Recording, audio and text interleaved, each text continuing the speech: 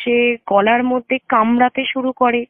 সে আমার বডির উপরে কয়েকটা কমেন্ট করতে করতে, খুব অশ্লীল টাইপের কমেন্ট করতে করতে তিনি বুকের মধ্যে হাত দিয়ে আমার ইনার ওয়্যারটা ছিঁড়ে দেন। তাহলে আমি যেভাবে তোকে ছুঁচ্ছি সেভাবে আমাকে ছুঁতে দে। একটা মেয়ের বডিতে যেইটুকু তার ডিগনিটি বাকি থাকে, যেই ক্লোদিং গুলো দিয়ে, সেগুলো কোনো একটা বাকি ছিল। আধা জিনিস ছেঁড়া ছিল, আধা জিনিস ছেঁড়ার চেষ্টা করেছিল। মদেরও অ্যারেঞ্জমেন্ট করাই ছিল, মনোজিতের আন্ডারেই করা ছিল সেটা। আমি যখন ফোনটা রাখতে যাই, রাখার সঙ্গে সঙ্গে আমি পিছন থেকে শুনতে পাই, যে ব্যালকনি থেকেই শুনতে পাচ্ছিলাম আর দেখতেও পাচ্ছিলাম, যে দরজা, যে মেন যে ওই রুমটার দরজা, সেটা কেউ বন্ধ করে দেয়, সিটকিনি মেরে দেয়। যেই আলোটা এসছিল, আলোর মধ্যে তার মুখটা এসেন, তখন ওটা পরিষ্কার হলো যে ওটা মনোজিৎ। তো সে শার্টের বাটন খুলতে খুলতে আমার দিকে আসতে যাচ্ছিল।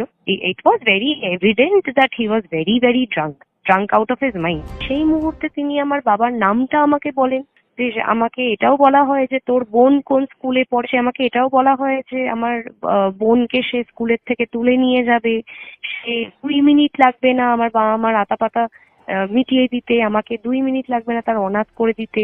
একটা মেয়ের বডিতে যেইটুকু তার ডিগনিটি বাকি থাকে, যেই ক্লোদিং গুলো দিয়ে, সেগুলো কোনো একটা বাকি ছিল। আধা জিনিস ছেঁড়া ছিল, আধা জিনিস ছেঁড়ার চেষ্টা করেছিল। মদেরও অ্যারেঞ্জমেন্ট করাই ছিল, মনোজিতের আন্ডারেই করা ছিল সেটা। আমি যখন ফোন